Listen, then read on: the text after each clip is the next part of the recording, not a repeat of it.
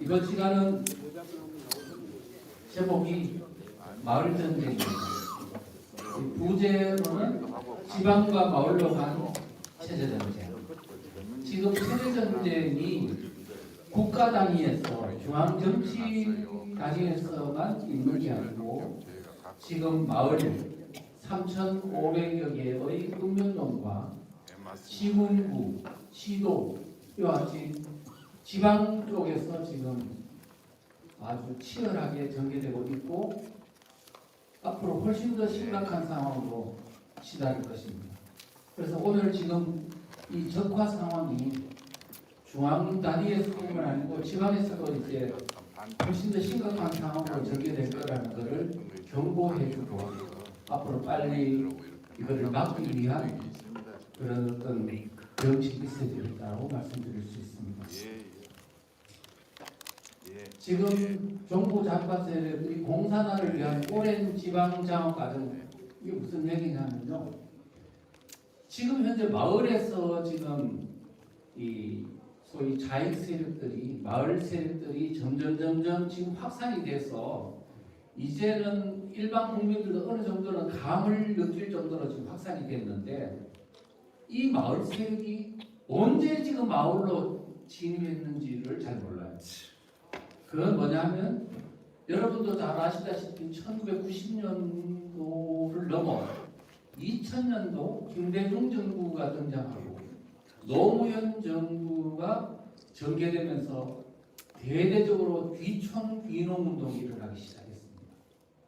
그래서 김대중 정부 때 시작해서 이제 노무현 정부로 가면서 굉장히 빠른 속도로 진행이 됐고요. 그리고 나서 2011년도에 박원순 서울시장이 당선되면서 마포에 있는 사회주의 공동체 마을이라 할 수 있는 성민산 마을을 만든 유창목 씨를 서울시 마을 공동체 종합지원센터장으로 임명을 해서 서울시 예산을 통해서 서울시 전역에 이 마포 성민산 마을에 같은 유사한 것들을 서울 전역에서 만들었습니다. 그리고 이 서울시의 모델이 좋은 건 줄 알고 경기도라든가 다른 탄호 시도에서도 이게 확산이 돼서 지금은 전국적으로 마을 공동체 사업이 없는 데가 없다 할 정도로 확산이 됐습니다. 자, 그런 데다가 지금 서울시 박원순 서울시장이 이제 서마종이라고 약칭 서마종 서울시 마을 공동체 종합지원센터를 만들어서 확산했다는 거 하고 그래서 이제 이 성민산 마을 모델이 서울시에서는 그때 2015년 뒤에 2017년도까지 975곳의 마을 공동체를 만들겠다고 이제 그 공언을 해가지고 실천을 했고 이게 전국적으로 다 퍼진 상황이다 이런 말씀드릴 수 있고 거기다가 결정적인 역할을 한 것은 문재인 정부입니다. 문재인 정부는 이미 국가가 이 국가 정책적으로 지금 전국적으로 정부의 정책으로 마을 공동체 이 사업을 확산을 했습니다. 확산을 해가지고는 했는데 기본적으로 어떤 생각을 갖고 있었냐면 헌법을 바꿔서 지금 이 어떤 지방 분권 시스템을 만들어서 대한민국의 체제를 바꾸는 도구로 써야 되겠다는 인식까지 가지고 있었어요. 그럼 어디에서 그런 근거를 찾을 수 있냐 하면은 문재인 대통령이 당선된 건 2017년도 5월 달인데요. 바로 한 달 뒤에 당선된 지 한 달 뒤에 바로 전국 시도지사들을 다 모아놓고 했던 말이 있습니다. 뭐라고 했냐면 시도지사들은 무슨 말인지 몰랐을 거야. 이렇게 말했어요. 연방제에 버금가는 지방분권국가를 만들겠다.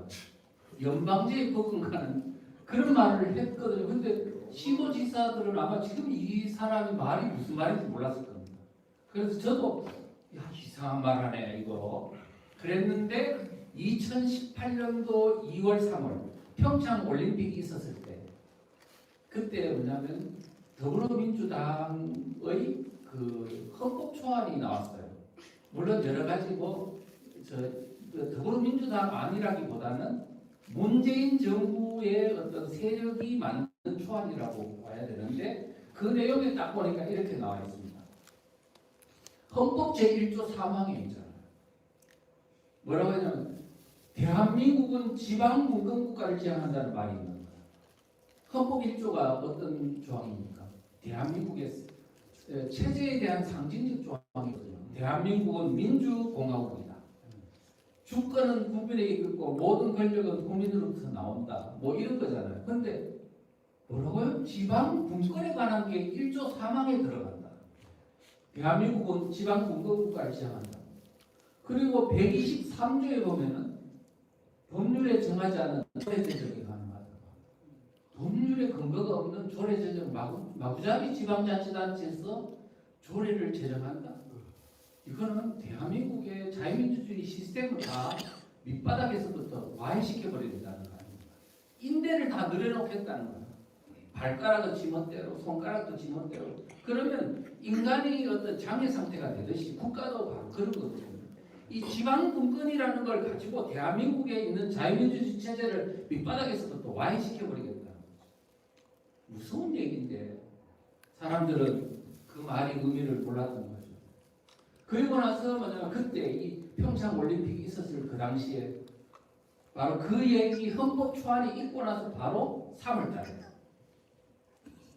뭘 만들었냐 하면 대통령 직속, 청와대 직속의 자치분권위원회라는 걸 만들어가지고 중요한 장관들, 시도지사들까지 다 참여하는 거대한 범정부적인 위원회를 만들었는데 거기서 이제 지방분권 정책을 막 그냥 국가적 차원에서 시행을 하기 시작했습니다. 그런데 시도지사들이 소위 말하면 우파 진영에 있는 시도지사가 있었는데도 불구하고 지방분권 해준다니까 이게 좋은 건 줄 알고 이야 중앙 권력에서 돈과 권력을 다 가지고 있었는데 우리 재정도 부족한데요. 지방분권 해준다니까 웬 떡이냐 그러면서 막 적극 동참을 했어요. 중자치니 지방자치니 지방분권이라는 하는 말은 자유민주주의 시스템에서 이야기되는 제도잖아요. 그런데 이것을 국민들 속이기 위한 도구로 쓰고 이 제도를 체제를 바꾸는 데 도구로 쓰는데 일반 국민들은 이게 자유민주주의 시스템 안에서 이루어진 줄 압니다. 우리가 어떤 제도도 아무리 좋은 제도도 악한 사람이 있으면 나쁜 겁니다.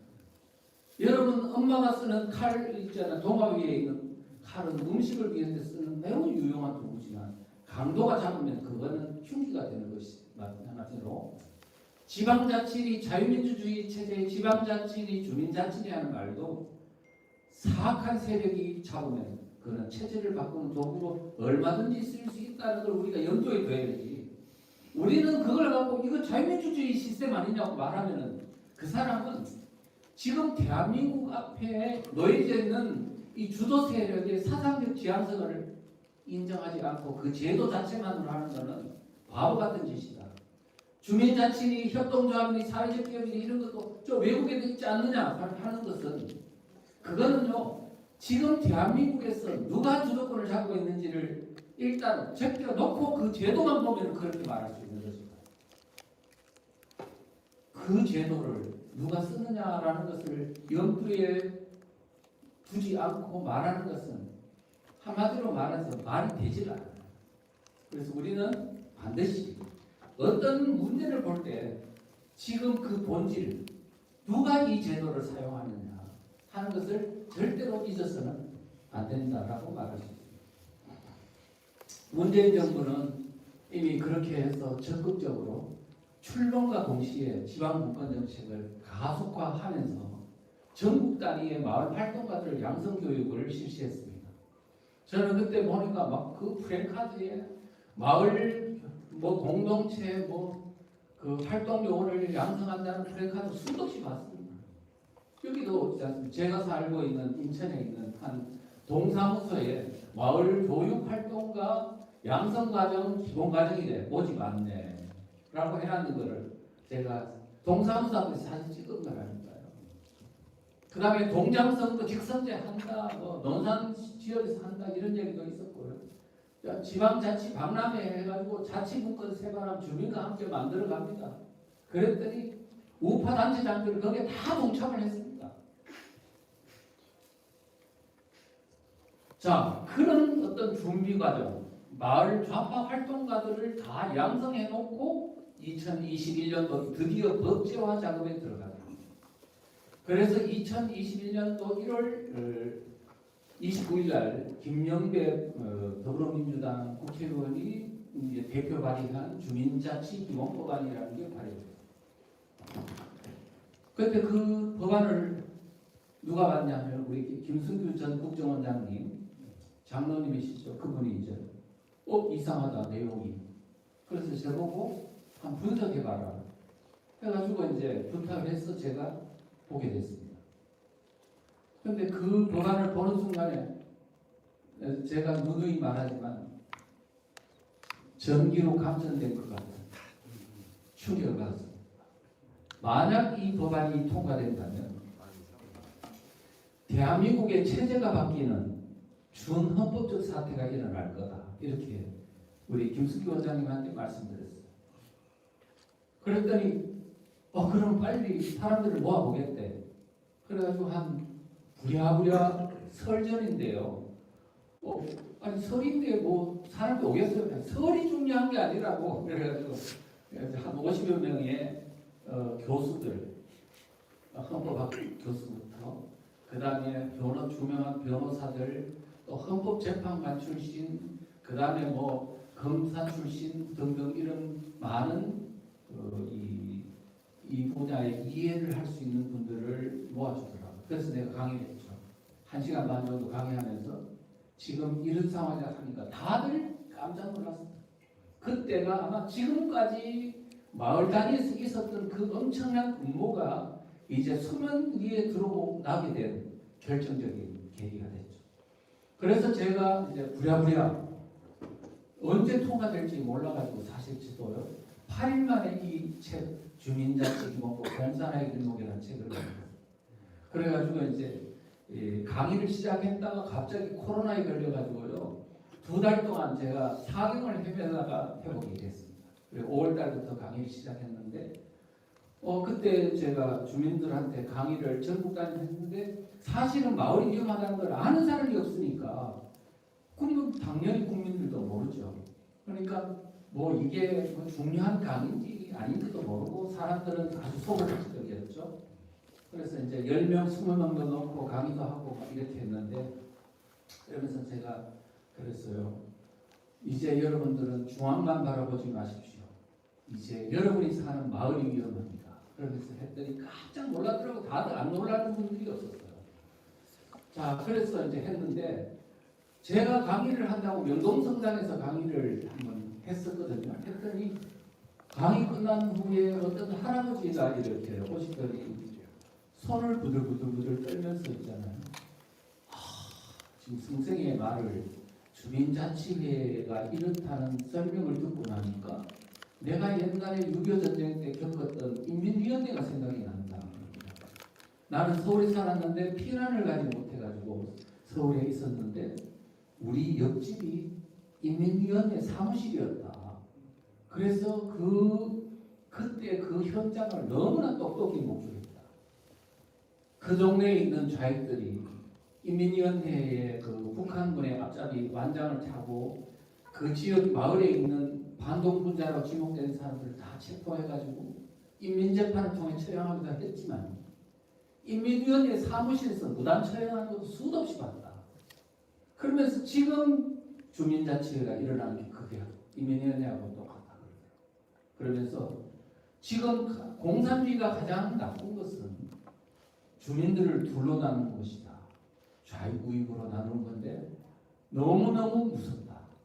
공산주의 나쁘다. 그렇게 말씀을 하시더라고요. 그래서 사실입니다. 6.25 전쟁 때요.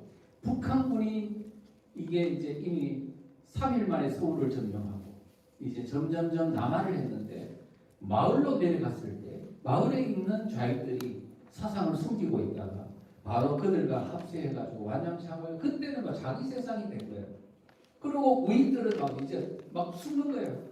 마루 밑에도 숨고 급하면 마루 밑에도 숨고 산으로 도망가고 이웃으로 도망가고 피난가고 다 도망가고 좌익들은 막 완장차고 그때부터 내 세상이처럼 하는 거예요.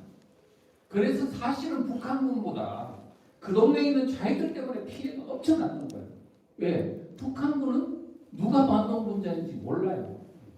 그런데 누가 반동분자인지 지목하고 처형해야 될 사람과 처형하지 말아야 될 사람 살생부를 만드는 것은 그 동네 좌익들이 다 했다. 그러니까 실제 처형하는 것도 그랬고 체포하는 것도 그랬고 그것 때문에 6.25전쟁을 겪었던 사람이 공의하는 말이 그때가 되니 이웃이 더 무섭다. 이렇게 말합니다.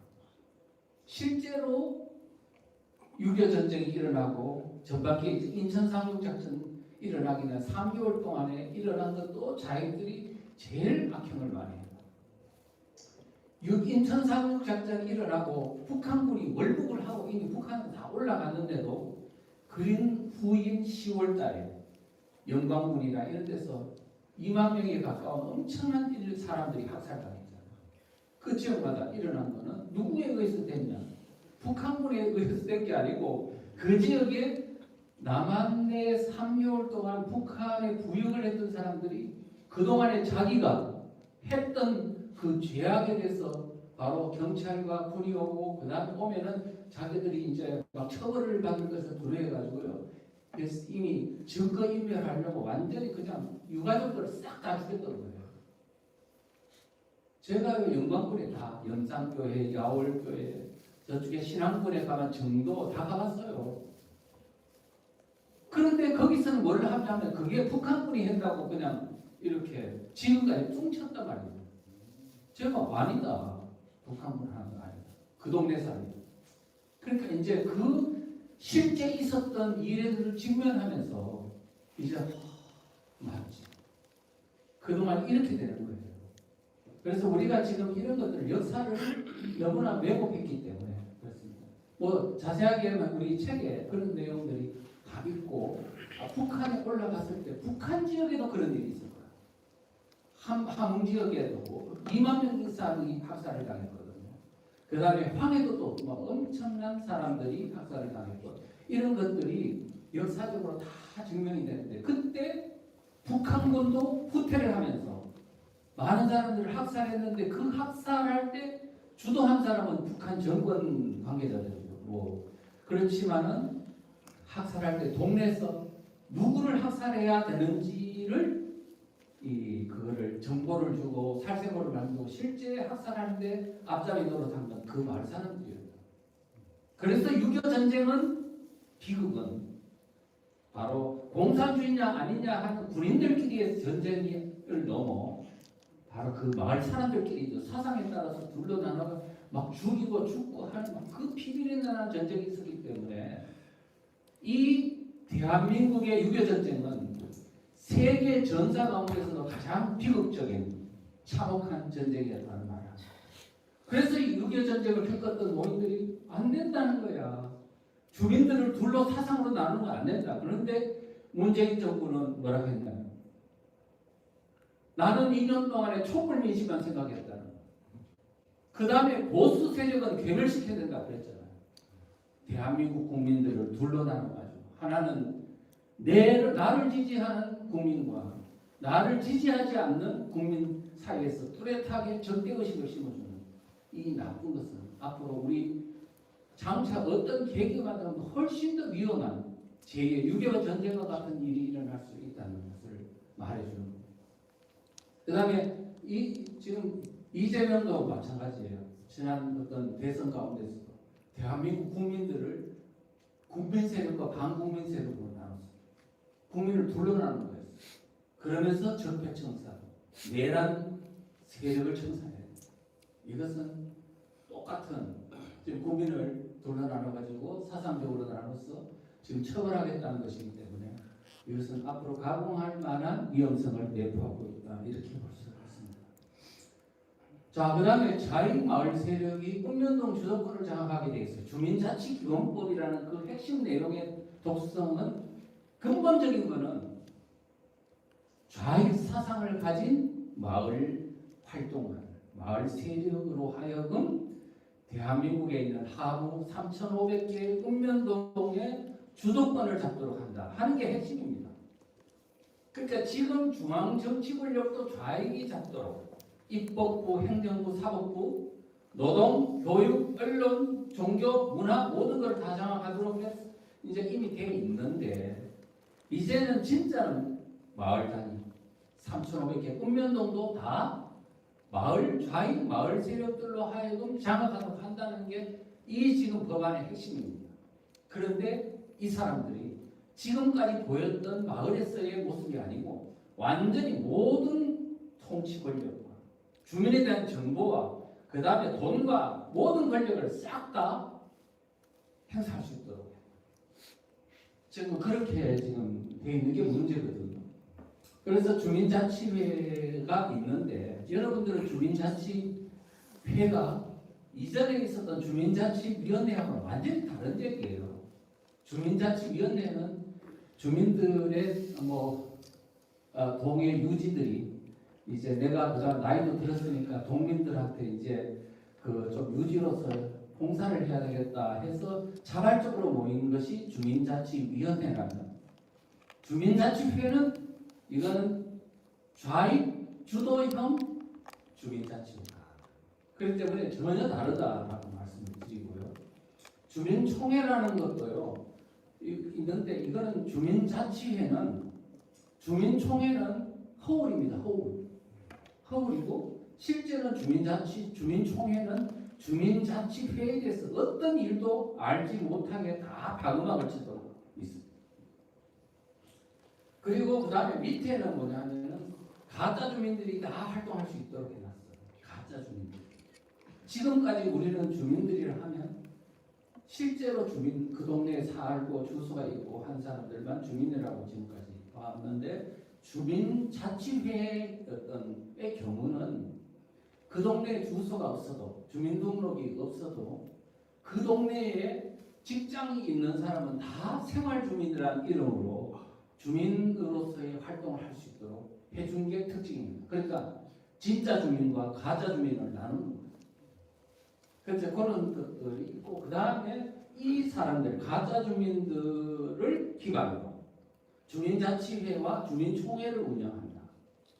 그렇게 해서 완전히 진짜 주민들은 완전히 소외당하도록 해놓고 이 가짜 주민들 중심으로 3,500개 읍면동이 모든 이 사람들의 권력 안에 들어가면 가공할 만한 위험성을 내포하고 있다. 이렇게 볼 수 있습니다. 그 다음에 가짜 주민들이 들어온다 그랬죠. 그래서 이 가짜 주민들이 진짜 주민들을 몰아내고 가짜 주민들이 그 읍면동을 주도할 것이다. 주류가 됩니다. 자, 주민자치기본법 제7조에 보면은 주민의 자격 해가지고 실제 주민 그 동네에 사는 주민들도 주민등록이 있는 사람도 주민이 되는 건 그건 당연하고 그 다음에는 가짜 주민들이 다 그거를 해놨는데 외국인 그 다음에 조선족과 같은 재외 동포도 일정한 조건 안에 주민자치회 활동할 수 있다. 이제 여기에 뭐가 들어가냐 하면은 중국 조선족 있잖아요. 조선족이 지금 한국에 들어가니까 한 100만 명 정도 좀 되는지 모르겠습니다. 그 사람들이 이제 주민자치회 활동을 할 수 있는 거예요. 그러면 영등포, 안산 중국인들이 많은 데는 아마 그 사람들이 주도권이 될 가능성이 높아요. 그 다음에 중국인들 지금 유학생들도 지금 한 7만 명 이상이 된다고 그러는데 제가 알고 있기로는 고대, 그다음 한양대, 그 다음에 성균관대, 또 경희대가 더 많대요. 3,000명에서 한 5,000명씩 돼요. 지금 우리 자유대학 학생들이 각 대학에서 나는 활동 열심히 한다고 해서 얼마쯤 되냐고 초기에 물어봤더니 한 100명쯤 된다고 그래요. 각 대학에. 그런데 중국 유학생이 지금 3,000명이고 5,000명이라니까요. 지금 이런 사람들은 일사불란하게 중국 공안에 의해 가지고 지시한 대로 움직이는 사람들 아닙니까? 그런 게 있죠. 그 다음에 해당 지역에 있는 소재하는 기관과 사업체의 모든 직원, 기관, 공공기관, 그 다음에 뭐 사적인 어떤 연구기관 이런 걸 포함해서 그 다음에 사업체, 현대자동차, 그 다음에 또 뭐 있습니까? 또 삼성이고 또 뭐 자동차 뭐 수리소 부터 해가지고 은행, 그 다음에 뭐 이런 어떤 기업체가의 모든 직원들이 주민의 자격을 갖는다. 그러면은 그 대한민국의 민노총회 지금 회원 수가 지금 120만 명인데요. 지금 16개 산별노조가 기업들이 쫙 깔렸으면 전국적으로. 그런데 거기 읍면동마다 있을 건데 이 사람들이 모두 다가 주민이 되는 거예요. 그렇게 돼 있어요. 그 다음에 뭐 그런 큰 기업만 있는 게 중소기업도 있고요. 심지어는 1인 기업까지. 그러니까 이거는 가짜 주민들이고 협동조합이 뭐니 만들면 다 근거만 되면 주민이 될 수 있는 거예요. 이제 주민의 어떤 담벼락은 다 허물어졌다 이렇게 볼 수가 있을 것입니다. 그 다음에 그 지역 내에 소재하는 학교, 초등학교, 중학교, 고등학교, 마을학교 모든 그런 학교들, 유사 학교들도 바로 그 지역에 소재한다는 이름 아래 주민으로 활동할 수 있도록 해놨습니다. 초등학교 저학년까지. 그래서 이제 이런 것들이 바로 앞으로 주민자치회의 심각한 문제의 근원이 될 거다 이렇게 볼 수 있습니다. 그런데 지금 주민자치 기본법은 통과가 안 됐거든요.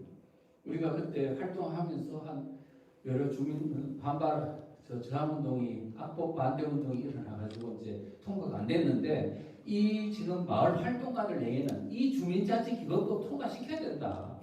장차.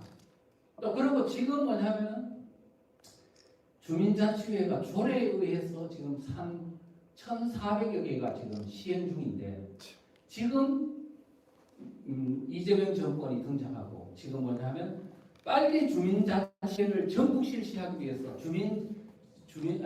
지방자치법을 빨리 개정하는 지금 그걸 발의해 놓고 있습니다.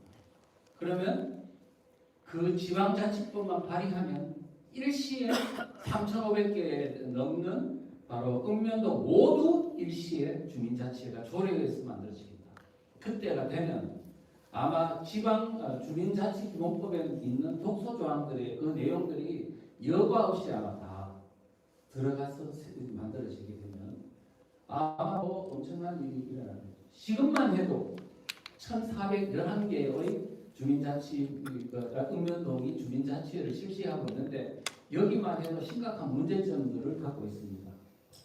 아까 주민자치기본법에서 말했던 가주주민들이 다 들어오도록 되어 있고요. 그 다음에 주민총회 한 가지만 예를 들면 주민총회를 하는데 나이 기준이 막 그 지역별로 달라요.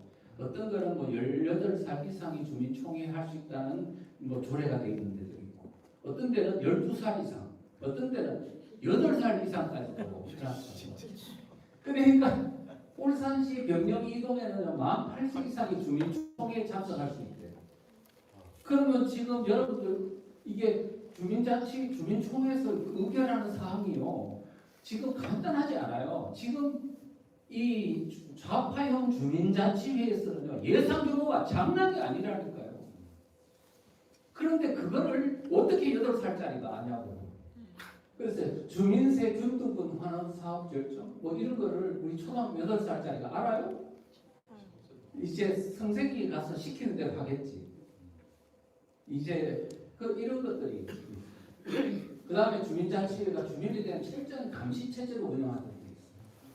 어느 정도나 여러분들이 생각하면 주민자치다 그러니까 주민들이 주인이 되는 세상, 마을민주주의, 직접민주주의, 그 다음 참여민주주의 이렇게 이야기하니까 이게 역시 주민들이 막 주민이 돼가지고 뭔가 이게 아주 우리 마을에서 일어나는 일을 내가 참여해서 결정하는 거로 이렇게 환상을 갖고 있는데 그거는 포장하는 아주 아름다운 것이고 배후에는 전혀 다른 모습의 양의 탈을 쓴 늑대다 이렇게 이제 볼 수 있거든요. 근데 주민자치기본법 제10조 6항에 보면 주민자치회가 읍면동의 주민자치회합니다. 동사무소 있죠. 읍면동의 동사무소 말고 같은 건물에 뭐가 있는 주민자치회를 만들어 놓고 있는데 그 읍면동에 있는 주민자치를 말하는 거예요. 그런데 그 주민자치회는 해당 주민들에 대한 정보를 수집할 수 있는데 해당 주민들에 대해서 지금 여러분들이 있는 해당 주민들에 대한 정보를 수집할 수 있는데 누구한테 자체 수입도 자체적으로 수집할 수 있겠지만 중앙정부한테 말하자면 경찰청장, 내무부 장관, 외교부 장관, 법무부 장관부터 밑에 있는 검찰청장, 관세청장, 국세청장부터 그 밑에 있는 세무서장부터 경찰서장부터 파출소장까지 쫙 모든 중앙부처 기관과 산하에 있는 관계기관까지 포함해서 다 해당 가지고 있는 해당 주민들의 정보를 내놓으라 그럴 수도 있다. 그러면 어떻게 되냐면 요청받은 자를 이에 따라야 그 주민들의 정보를 달라 그러면 다 줘야 된다고요. 지금 대한민국에 있는 중요한 중앙 정부기관이 저 하부에 있는 주민자치회 회장이 달라 그러는 정보를 줘야 돼. 이거를 뭐라고 봐야 돼? 네? 그래서 어떤 변호사는 그러더라고요. 이거는 현행헌법상 대통령과 국회의원도 못 갖는 무소불위의 권한을 지금 주민자치회장한테 주고 있다. 그래서 지금 이재명 성남시장이 있잖아요. 2017년도 1월 달에 대통령 후보로 나오면서 바로 자서전을 만들었는데 이재명 대한민국 혁명하라는 책이거든요. 거기에 지방자치 부분에 가면 제목이 뭔지 알아요? 꼬리를 잡아 몸통을 흔든다. 지금 이거잖아요. 지방자치단체를 가지고 꼬리를 잡아가지고 대한민국을 흔들어버려요. 지금 이게 그런 거잖아요. 지방의 읍면동에 있는 주민자치회장이 정부 권력을 막 흔들어제끼는 거지. 이게 지금 나라입니까? 자, 그런데 지금 저는 궁금했던 게 주민자치회장이 읍면동 회장이 그래서 주민들의 정보를 수집했다 이거야. 그러면 이 수집된 정보를 어디서 관리할 거냐고 내가 퀘스천 마크를 딱 달았어요. 그 주민자치 기본법에는 그런 내용이 없었으니까. 이 수집해가지고 어디서 관리할 거야? 그럼 주민자치회장이 캐비넷 안에 넣을 거야? 이렇게 많은 자료를 수집해놓고 분명히 어디선가 이 주민들에 대한 정보를 수집해놓는 것을 아마 관리하는 기관이 반드시 생길 거야. 아니나 다를까 마을 공동체 기본법안 신선위원이 발의한 서영교 의원이 발의한 마을 공동체 및 지역사회 혁신 활성화 기본법안 이걸 딱 보니까 그 안에 그 정보를 어떻게 관리할 것인지 그게 수상히 기구를 만드는 걸로 돼 있어요. 행안부 장관 아래서 종합정보 시스템을 구축 운영하도록 돼 있더라고요. 그리고 지금 이 법안들은 지금 이제 폐기가 됐지만 이제 새로 박정무가 지금 더불어민주당 의원이 새로운 또 이런 법안을 발의했거든요. 마을 공동체 활성화 기본 법안이라는 것을 발의했는데 거기에 지금 정보 관리를 위한 기구를 만드는 그 내용들이 포함되어 있습니다. 지금 곧 통과하려고 지금 하고 있어요. 그래서 이게 결코 지나간 것이 아니고 반드시 이룰 것이다. 의지가 그렇다는 겁니다. 그래서 우리가 지금 이 법안을 반드시 저지시켜야 된다. 그 다음에 지금 주민자치기본법 안에 보면은 이 내용을 보면 읍면동 기업과 자영업자들이 큰 피해를 볼 것이다. 주민자치회가 있잖아요. 뭐 할 수 있도록 되어 있냐? 수익사업 할 수 있도록. 수익사업을 할 수 있고 그 다음에 국공유재산, 부동산 같은 거를 저가로 임대 저가로 매수할 수 있는 권한. 그 다음에 그 다음에 무상으로 대여해서 사용할 수 있는 권한을 부여해놨어요. 근데 주민자치기본법 말고요. 지금 현재 새로 만드는 마을 공동체 활성화 기본법안 지금 발의되어 있는 거예요. 안에도 지금 국공유 재산을 활용할 수 있는 내용이 또 들어가 있습니다. 그래서 지금 이 사람들이 지금 현재는 지금 읍면동에 있는 주민자치회가 이제는 부동산을 가지고 장난질을 치겠구나. 원래 대장동 사태 이거 전에는요, 성남시 전에는요, 토지개발이나 그다음에 이런 주택 사업은요, 자치단체가 못하게 돼 있었어요. 국가가 하거나 아니면 주택공사가 하도록 돼 있었는데 성남시에서부터 성남시가 주택 사업을 할 수 있도록 부동산 사업을 할 수 있도록 해놓고 지금 이와 같은 부정 사태가 벌어진 거 아닙니까? 그런데 읍면동에서 주민자치회가 읍면동에서 부동산 사업을 할 수 있다? 대장동 사태의 전국화 같아요. 아마 어마어마한 비리 이제 지방 마피아들이 생길 거예요. 큰 돈이 몰리므로. 그렇게 되면은 부동산 사업을 하면요, 그 다음에 수익 사업을 하는데요, 업종 제한이 없어요. 저번대로죠. 그래서 중소기업 업종, 주민 밀착형 업종이 많이 생길 텐데, 그러면 현재 하고 있는 이 중소기업 업종이나 아니면 민생 이런 업종을 하시는 분들이 많은 피해를 보지 않을까 이렇게 생각이 되고 있습니다. 그 다음에 이제 주민단체가 엄청난 재정권을 갖도록 돼 있어요. 그래서 재정권을 가지면 그 재정권을 가지고 주민들을 구워 삼는 거예요.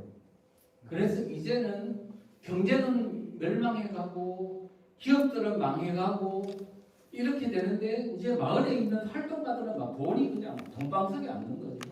그럼 그걸 가지고 주민들을 구워 삶으면 베네수엘라처럼 나라가 아무리 망해도 저들한테 잘못 보이면 못 살아남기 때문에 아마 어떤 일이 있어도 바쁜 정권이 되더라도 그들에게 계속 표를 던질 것입니다. 그러면 20년, 50년이 아니고 영구집권이 가능하다. 네, 이렇게 되겠습니다. 제가 처음에 이걸 할 때는요, 상당히 도대체 이 사람들이 어느 정도 예산 규모를 가지고 이제 생각하는지를 몰랐어요. 그런데 이 자료를 찾다 보니까 지금 특별회계 운영이라는 그런 거를 할 수 있도록 해놨는데 그 자료가 보니 직접민주주의 뉴스라는 데서 인터뷰한 내용이 있는데요. 이 법안을 발의한 그 김영배 국회의원하고 이렇게 대화했는데 이런 얘기가 있는 거 깜짝 놀랐습니다. 국가균형발전 예산 175조의 30%를 3,500개 읍면동에 할당하여 마을기금으로 만들어줘야 한다는 여론이 생기고 있습니다. 얼마라고요? 얼마? 175조. 175조를 30%를 그 3,500개 읍면동으로 나눠줘서 마을기금으로 조성하자 이거예요. 그런데 나는 이거 말고 막 완전히 충격받았는데 제주도에 있는 아주 문재인 정부 때 유명한 여론을 형성하는 어떤 교수가 뭐라 그러냐면 175조 전액을 주민 마을기금으로 만들어줘요. 그러면 그 마을기금에서 나오는 거를 n분의 1로 해가지고 주민들한테 다 나눠주고 하겠다는 거예요. 제가 만약에 그렇게 된다면 이제 대한민국에 어떻게 보면 그 정권에 부합하지 않는 사람은 정권은 존재할 수가 없는 거죠. 자유민주주의 끝. 동물농장 사료는 그렇습니다. 자, 그 다음에 그 법안에 보면 자유민주주의를 파괴하는 법안들이 너무 많이 들어가 있어요. 제8조 1항에 보면은 이렇게 돼 있어요. 모든 주민은 성별, 신념, 종교, 인종 등 차별받지 아니한다고 되어 있습니다. 성별, 나는 이게 남녀 성별 아닙니다. 그들의 문건을 보니까 젠더 개념으로 되어 있습니다. 젠더, 동성애 이런 거 안 된다 이거예요. 그 다음에 신념, 이게 뭐냐? 차별금지법에 보면요, 신념이라고 안 돼 있고 사상과 정치적 이데올로기 이렇게 되어 있습니다. 그러니까 이게 신념이라 하면 정치적 신념을 말합니다. 공산주의, 사회주의, 주체사상 같은 신념도 이제는 차별받으면 안 됩니다. 그럼 마을에서 이제 주체사상 연구소, 공산주의 연구소, 조직 만들고 선전하고 활동하고 하는 것이 이제는 제약없이 가능합니다. 그렇기 때문에 국가보안법은 존재할 수 없죠. 그래서 지금 국가보안법 없애려고 발의되어 있지 않습니까? 결국은 지향하는 바는 뭐냐? 자유민주주의, 반공적 자유민주주의, 방어적 자유민주주의 시스템을 와해시키는 것. 그래서 이런 것들이 있고요. 그 다음에 자치분권을 어떻게 전체주의 체제로 만드는. 여러분들이 볼 때는 내가요 아주 나름 유명한 우리 그 사상 분야에 아주 전문가라는 사람이 주민자치 기본법을 보더니 뭐라 그러냐면 이천 교수한테 막 손가락질을 하는 거야. 이 사람이 서무당이 사람 잡는다고 지금 지금 지방 분권의 얘기를 가지고 공산화라는 말 썼다고. 이거는 공산화라는 말은 민주적 중앙 집중제, 말하자면 전체주의 시스템을 의미하는 건데 지방 분권 시스템을 가지고 거기다가 공산화라는 말을 붙였다. 이렇게 하면서 막 나를 공격을 많이 했어. 그런데 주민자치라는 나는 뭘 봤냐면 지금 이것을 보는 게 아니고 이 법안을 발의한 그들의 사상적 지향성을 나는 주목을 했던 거고, 그 다음에 이 법안이 아니고 반드시 이 법안 안에 그거를 집권적으로 전체주의적으로 운영하려고 하는 그것을 넣을 리가 없죠. 그 바보들이 아니다. 이거를 다른 법안에다 또 넣고 해가 그 모든 몇십 개의 법안, 몇백 개의 법안을 다 종합적으로 봤을 때 이거는 어떻게 운영될까 이렇게 봐야 되는 거고. 그런데 그런 소화적이고 좀 협소하게 보는 사람은 거기 지금 분권 이야기하고 그 다음에 자치 이야기하니까 그게 그 말이 그거 아니냐고 하는데 왜 그 말에 현혹이 되느냐. 자, 그래서 지금 뭐냐면 3,500개 읍면동별로 주민자치에만 있는 게 아니에요. 옆에 마을 교육 공동체라는 것도 있어요. 마을 경제 공동체도 있어요. 그 다음에 마을 치안관리업 자치경찰제라고 지금 시행되고 있죠. 자, 그런 것들도 있어.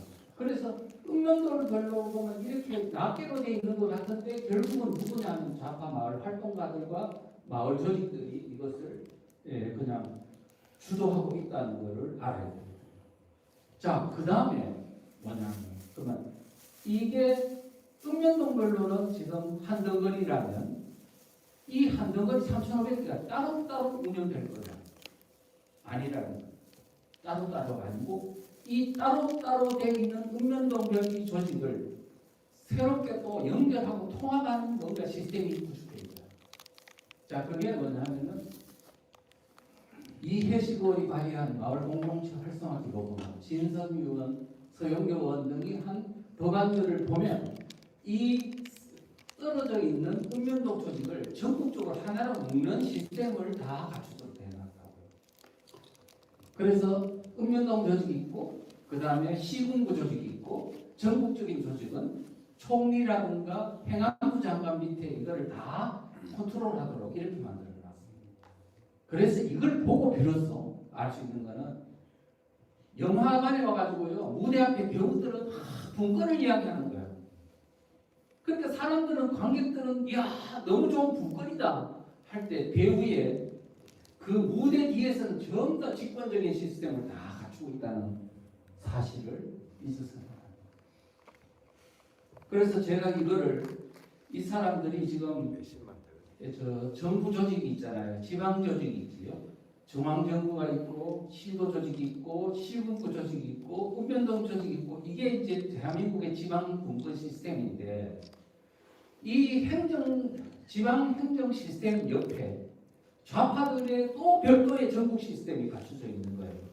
그래가 이것을 행정부의 지방행정 조직을 견인하고 견제하고 감시 감독할 수 있는 시스템이 다 갖춰져 있는 거예요. 이거를 만들어 가지고 내가 그 중국 행정 전문가한테 물어봤어요. 지금 이런 식으로 하죠. 깜짝 놀라면서 야 이거 중국 공산당 조직하고 똑같네. 그다음 북한에 있는 고위 탈북자한테 물어봤더니 이거는 한국 사람 머리에서 나올 수 있는 게 아니라는 거예요. 그렇게 이야기합니다. 지금 이와 같은 것들을 생각해 보십시오. 그 중에서 전문 지원 기관이 그게 지원을 해주는 게 아니고요. 완전히 부패 카르텔입니다. 이게. 그걸 어떻게 하냐고요? 보십시오. 전문 지원 기관이라고 하는데 서울시에서 벌써 박원순이가 이렇게 다 했다니까요. 서울시 밑에 구청마다 구주민자치지원관이라는 걸 두고 그 다음에 이 사람들이 동지원관을 감시 감독하고 구청을 감독하고 동사무소를 감독하고 심지어는 주민들까지 감독하고 통제하는 시스템으로 운영했는데 이 서울에서 박원순이가 했던 게 이게 법안이 앞으로 되면은 대한민국 전체 국민들이 다 이렇게처럼 된다. 그래서 박원순 시장이 죽은 후에 오세훈 시장이 됐는데 하도 지금 동사무소 이게 문제가 되니까 종합감사를 실시했어요. 그래가지고 감사를 발표했는데 이렇게 발표했어요. 박원순 10년 동안 시민단체한테 1조 원을 지원했고 서울시는 이 예산은 그들의 ATM기로 전락했죠. 자동 인출기 제멋대로 뺏는 인출기로 전락했다. 그러면서 시민단체 출신 인사들이 임기제 공무원으로 서울시 도처에 포진해 위탁도체 선정에서부터 지도감독까지 관련 사업 전반을 관장하고 그 다음에 그들만의 마을, 그들만의 생태계를 만들었다. 이것도 모자라 중간 지원조직이라는 창구를 각 자치구에 설치하고 그것조차도 또 다른 시민단체 위탁에 운영토록 했다. 이것이야말로 시민단체 피라미드, 시민단체의 다단계가 아닐까요? 이렇게 말했습니다. 지금 이와 같은 것들이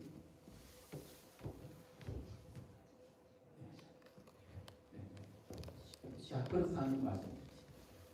그 다음에 전국 마을 사회주의 체제와 전체주의 교육 시스템, 교육도요 그렇습니다. 지금 행정 부분만 그런 게 아니고 교육도 그런데 지금 좌파 마을 활동가들이 마을 교육 권력을 장악하도록 되어 있고 그래서 마을마다 있잖아요. 교육기관이 있죠. 초중고등학교, 그 다음에 도서관, 그 다음에 마을학교 이런 여러 가지 형태의 교육기관이 있는데 그거를 다 통합 관리하겠다. 그 다음에 거기에 있는 강사들도 다 교사 강사들을 다 통합 관리합니다. 그 뜻은 좌파 마을 강사들이 초중고등학교 제도권 학교에 가서 공산주의 이론을 가르치겠다는 겁니다. 뿐만 아니고 그 다음에 이것을 통합 관리를 하게 되면요.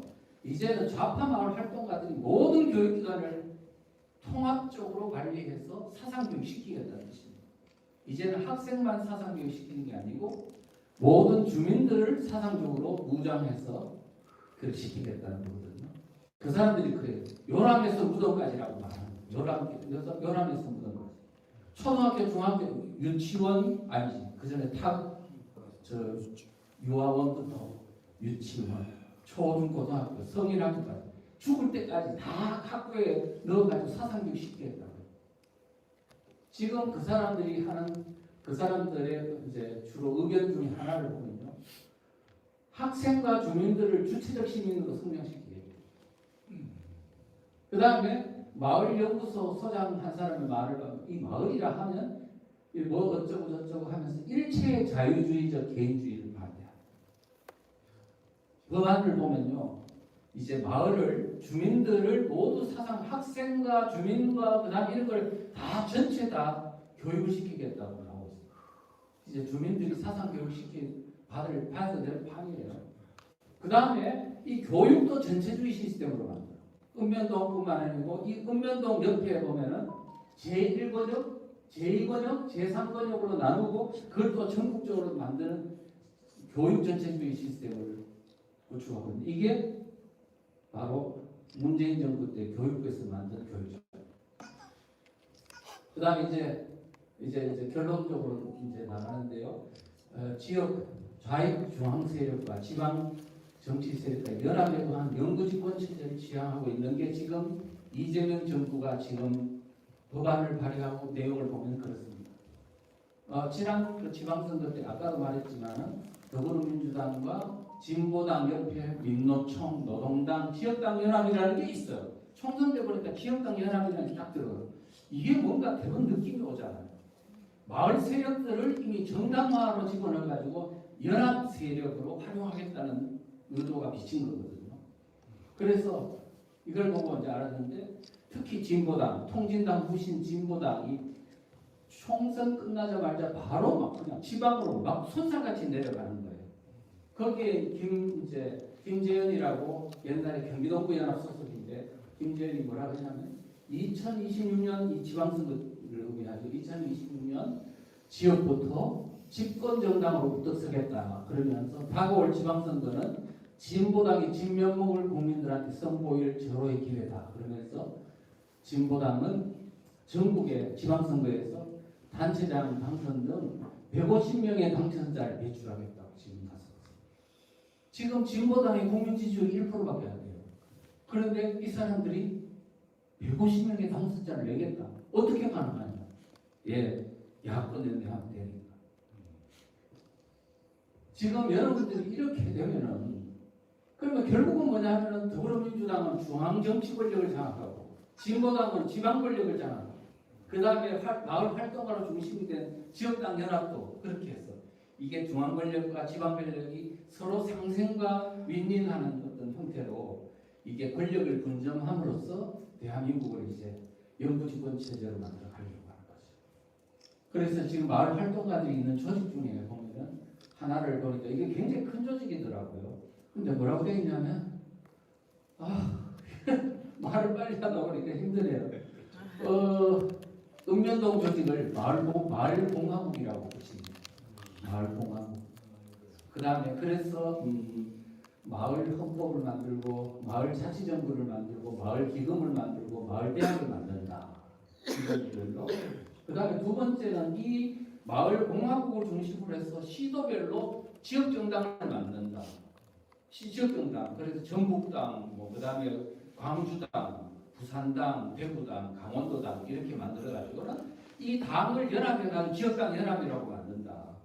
예, 그리고 그 다음에 이 어떤 지역 마을 공동체를 중심으로 해서 이렇게 해서 정권을 잡으면 이거를 뭐라고 하느냐면은 마을 연방민주공화국이라고 한다. 그 다음에 이 성공 모델을 세계에다 수출해가지고 전 세계를 공산화시키면 이거를 마을공화국 지구연방이라고 하죠. 여러분 안 될 것 같아요. 지금 대한민국이 더불어민주당이 이들과 연합해가지고 정권을 잡으면은 과거 2012년도에 통진당과 민주당이 문재인이 야권연대가 대권 먹으려 하다 실패했잖아요. 지금 이렇게 연합 세력에 의해서 선거에 임하면은 안 된다는 보장이 어디 있어요? 그게 뭐냐면은 베네수엘라 모델입니다. 베네수엘라는 그 여당이 있고 그 다음에 읍면동 마을 단위에서는 볼리비아 서클이라고 바로 친여 이런 그 팬덤 그룹이 있거든요. 그 사람들이 정권을 장악해서 영구집권체를 만들었던 게 지금 그래요. 미국이 아니었으면은 마두로를 안 제거했으면은 저희 그냥 가는 거죠. 무서운 얘기입니다 지금. 그렇게 해서 만약에 한 30년, 50년, 100년 가면요 완전히 문화적으로 싹 해가 문화혁명이 일어나요. 그러면 다시는 과거 대한민국의 정신이라는 존재하지 않습니다. 자유민주주의 존재하지 않습니다. 완전히 바보가 되어버려요. 지금은 이제 대한민국이 이 위기에서 지금 벗어날 수 있는 마지막 기회라는 것을 아셔야 됩니다. 그 다음에 지금 전국팀이 전국 지역당에 만들어졌어요. 자, 그렇다는 말씀을 드리고 이제 마지막 진지 마을 장악에 의해서 이제 더불어민주당이 지금 법안 발의를 막 하고 있는데 마을 공동체 기본법 제정이 시급하다 그러면서 이것도 안도 지금 제안이 돼 있고 주민자치회 법제화를 위해 가지고 지방자치법 개정안도 지금 발의돼 있는 상태고요. 그래 되면은 앞으로 만약에 이게 전면 실시된다면 3,500개 읍면동별로 주민자치회에 자치위원이 몇 명이냐면 30명에서 50명이에요. 그럼 30명씩만 해도 3,500개면 곱하기 30 하면요 10만 명이죠. 그런데 그 밑에 뭐가 있냐면 주민자치회 산하에 분과가 있어요. 노동분과, 환경분과, 복지분과, 뭐 인권분과 이런 게 있거든요. 한 4개쯤 너댓 개 돼요. 근데 거기마다 위원이 몇 명씩 있냐 하니까 한 20명에서 한 50명. 한 30명만 잡아도 4개입니다. 4개. 그러면 얼마라고요? 40만 명. 그 다음에 자치위원 또 10만 명, 한 50만 명 조직이 만들어져요. 그런데 지금 이 주민자치회가 지금 뭐냐면은 읍면동 동사무소하고 같은 건물을 써요. 그럼 점심때 자치회장하고 동장하고 같이 밥 먹고 합니다. 그러면 지금 이 자치회는 좌파들의 조직이고 동사무소는 행정조직이잖아요. 지방행정조직인데 이 사람들이 같이 계속 다니면 옛날에 제주 4.3 사건 때 인민위원장하고요 행정조직하고 같이 뒤섞여가지고 그런 반란을 일으킨 그 문화 그게 진행이 될 겁니다. 그런데요 행정동장 밑에 뭐가 있냐 하면은 이장 통장이 있어요. 이장 통장이 지금 숫자가 얼마냐 10만 명이에요. 그 다음에 그 밑에가 반장이 있어요. 반장이 지금 현재 숫자가 얼마냐 40만 명이에요. 통장, 이장, 반장을 하면 50만 명이에요. 그런데 지금 그 조직이 다 위에서 뒤섞이고 있는 거예요. 여러분 웃을 일이 아닙니다. 아니 제가 지금 주민자치회에 문제 있다고 이야기한 게 지금 5년 전이라고 5년 전. 나는 대통령실에 가가지고도 이거 문제 있다 했는데 귀뚱으로도 안 듣고 정당으로 가서 이야기했는데 귀뚱으로 안 듣고 결국 오늘날 이런 상황까지 오잖아요. 이제 제가 저기 마을전쟁이라는 책을 쓰면서 그걸 가지고 지금 이야기하니까 답답해 하시죠. 우리가 지금 이제는 국민들을 깨우지 않으면 되는데 근데 여러분들이 막 답답해하고 막 지금 한숨을 쉬고 그러시는데 저는 반대입니다. 한숨 쉬는 거 보면서 저는 쾌재를 부릅니다. 이야 이거 국민들 깨울 수 있는 절호의 기회구나. 지금 이 정도로 심각하다는 걸 느낀다면 우리가 앞으로 국민들에게 지금 대한민국이 마을이 정도로 위험합니다라고 알리면 국민들이 깨어날까요? 안 깨어날까요? 중앙정부가 적화되고 있다 이야기하면 긴가민가 하는데 지금 당신이 살아가는 마을에서 이 정도로 심각하다. 앞으로 교회를 두고 보십시오. 현재 이게 실행이 되면요 교회는 진짜 추풍낙엽처럼 무너질 거예요. 그런데 왜 안 움직이냐? 그거는 내하고 관계없는 일이라서 이제는 마을 단위에서 일어난 일은요 이제 6.25 전쟁 때 인민위원회가 했던 것처럼 바로 여러분 교회 옆에서 바로 감시체제가 들어간다니까요. 그래서 이제는 넉넉고 있을 때가 아니다. 그래서 이제 깨울 수 있는 저력이 이제 그렇게 말씀드릴 수가 있겠습니다. 그런데 더 위험한 게 있습니다. 바로 지방의회법입니다. 지방의회법. 작년 11월 18일 날 발의가 되는데 빨리 해달라고 지금 마을 활동가들이 지금 그걸 제안하고 있습니다. 제안하고 있는데 핵심을 이야기하면 그래요. 지금까지 문재인 정부 때는 3,500개 읍면동만 장악하려고 했던 건데 이제는 한 단계 더 나아가 좌파 마을 활동가들이 시군구 의회, 시도 의회까지 장악하겠다는 거예요. 지방의회법. 여러분들이 지금 우리 대한민국에 있는 정부 구조를 보시면 제가 행정학과 나왔어요. 학부도 행정학, 대학원 석사도 행정학이 있고 지방 교부세 가지고 논문을 썼으니 지방 행정을 좀 그래도 막 이렇게 구경을 좀 한 사람 아닙니까? 그런 사람으로서 볼 때 저는 이야 이거 진짜 심각하구나.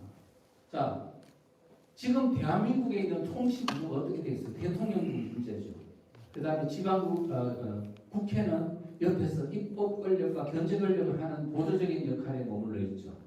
그런데 마찬가지로 지방 정부도 어떠냐 하면은 단체장 중심이고 지방 의회는 약간 보조적인 역할을 멈추고 있는데 이거를 확 바꾸겠다는 겁니다. 지방 의회 중심으로. 그럼 지방 의회 중심으로 그 다음에 지방 자치단체를 운영하려고 하면 지방 의회의 업무 능력이 향상이 돼야 되겠죠. 그래서 사무국을 대폭 늘리는 큰 사무국을 만들려고 합니다. 거기에 좌파 마을 활동가들이 거기에 대거 들어가는 겁니다. 대거 들어가서 어떻게 하냐면 강남구 서울시 예를 들면 서울시 밑에 이제 강남구 뭐 종로구 있잖아요. 강남구 의회로 좌파 성향의 활동가들이 공무원으로 들어가요. 지방 공무원으로. 그 사무국에 있는 직원들 들어가면 지방 공무원이 되죠.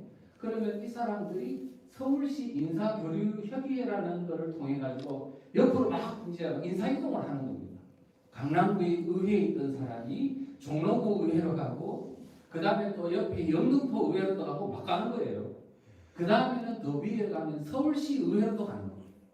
그 다음에는 또 뭐냐면 강남구 의회에 있던 사람이 옆에 강남구청장 밑에 있는 지방공무원들 시험처가 들어온 지방공무원하고도 또 뒤섞는 거예요.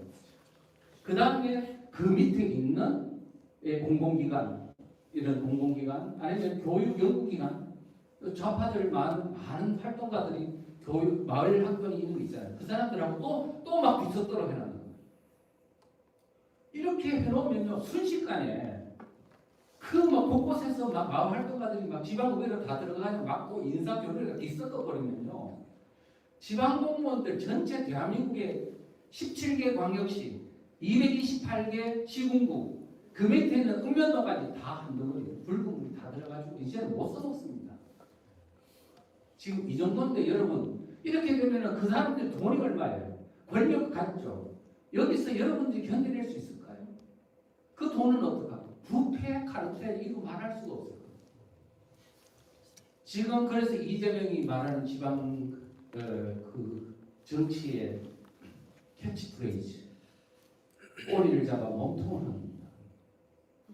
지금 이게 자기들의 지지세력한테 이렇게 마을 단위의 권력을 다 나눠주는 거예요. 같이 먹고 살자. 자 이렇게 되는 거거든요. 그래서 우리가 이제 방법은 한 가지뿐입니다. 사실은 주민들 깨우기 이거밖에 없습니다. 이제는 누가 대신해 줄 수도 없어요. 우리가 모두 나는 좀 바빠 이건 용납 안 됩니다. 무조건 다 같이 나서서 국민들 깨워야 됩니다. 어떻게 깨울 것이냐는 남아 있습니다. 그래서 양동환 교수님은 선거 전술을 해야 됩니다. 이제 우리가 이것저것 안 된다. 다 때려치우고 가장 시급한 거, 가장 효과적인 거 그것을 국민들한테 주민들한테 알려서 이것을 깨워야 된다는 말씀입니다. 그래서 이제 아까 말했듯이 나는 몰라? 안 돼. 이제는 모두 다 청년들을 깨우는 도구가 바로 대한민국이 자유민주 체제가 무너지면 내가 살아야 될 대한민국이 그런 것처럼 이제 그것을 깨우는 역할을 하고 그 다음에 오합지졸의 이 어떤 우파들을 일사불란한 전투체제로 가려면 이제는 다른 방법으로 다 모아놓고 교육할 수 없으니 이제는 이 교재를 가지고 현재 대한민국이 얼마나 심각한지를 알게 하고 그 중에 가장 핵심적인 거 있잖아요. 가장 핵심적인 거를 그 내용은 대한민국 정 안 되면 뭐까지 체제전쟁이라는 말 그 밑에 있는 개념 딱 두 줄만이라도 모든 5,200만 국민들한테 알립니다. 예, 그렇게 하면은 지금 대한민국이 지금 처하고 있는 마을이 적화되고 있는 이 실상을 알리면 국민들이 저는 생각한데 진짜 몇 달 안에 다 깨어날 수도 있습니다. 6.25 전쟁 때 3개월 안에 대한민국 국민들이 다 반공의식으로 무장한 것처럼 오늘날 우리가 이런저런 빙 돌려가 말하지 말고 있는 사실 그대로 냉정하게 국민들에게 바로 지금 이 심각한 대한민국의 현실을 깨우쳐주는 그런 어떤 노력을 전개한다면 저는 빠른 속도로 국민들이 깨어나고 대한민국 체제를 수호할 수 있는 전사로 나설 수 있다고 저는 확신합니다. 고맙습니다. 우리 원기에 와주신 이 선생님께 큰 박수 한번 부탁드리겠습니다.